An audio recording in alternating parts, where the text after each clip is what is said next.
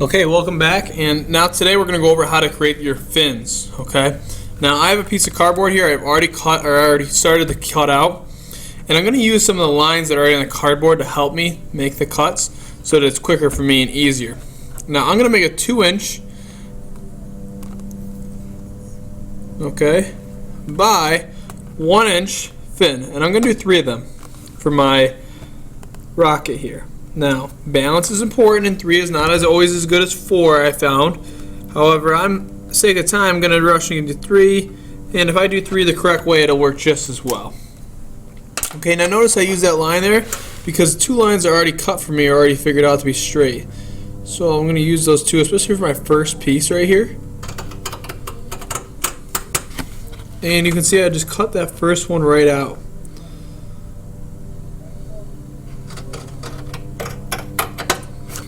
Okay, now I'm going to take that and I'm going to try to use as maximum amount of space in the cardboard as possible, so I'm going to use that hypotenuse line.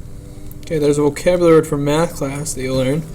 That's that line opposite the 90-degree angle on a right triangle, and I'm going to use that line, match up my 2 hypotenuse, and then mark in the next fin.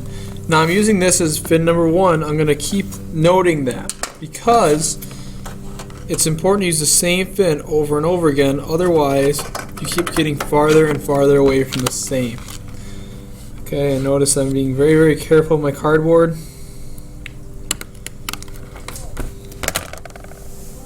Okay, drop that one, pick that up, that's fin 2. Okay, so I'm going to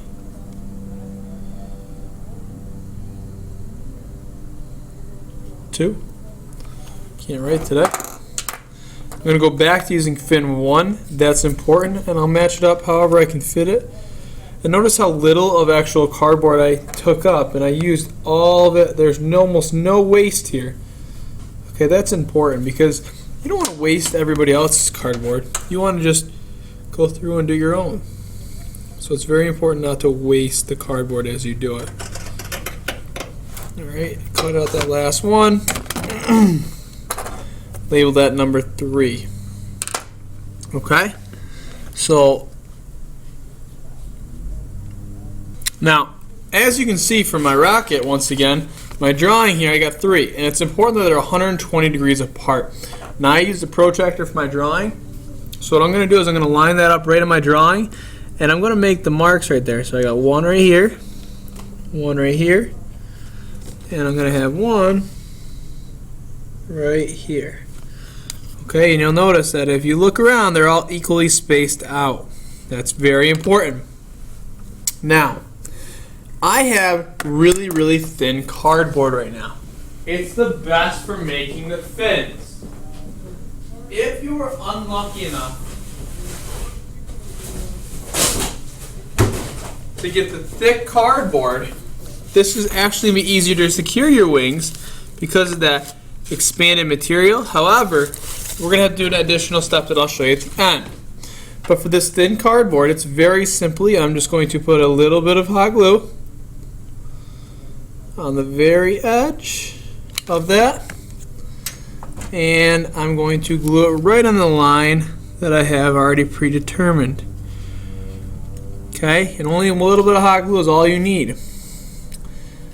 Again, doing the next one, take your hot glue and you come down, and once again laying it down there. Okay, I'll do the last side right now. Once again, a little bit of hot glue, and I lay it right on that side. You'll notice right now that all my fins are equally spaced because they're all on the marks. Now, I might want to go and just put a little hot glue in these seams right here so that the fin stays secure even when I'm using something different. Okay, so once again, putting the hot glue on the seams is going to help to ensure the strength of my rocket.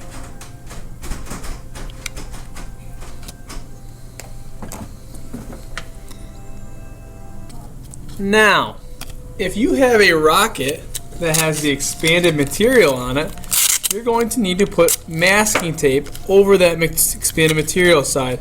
So you'll notice right here there's the expanded material, and you're going to use masking tape to cover it so that your fins don't catch that air. And you're going to put it on nice and smooth. Thank you, Mr. Cataldi. That's not smooth though. It's not smooth, but it will be smooth, all right? All right.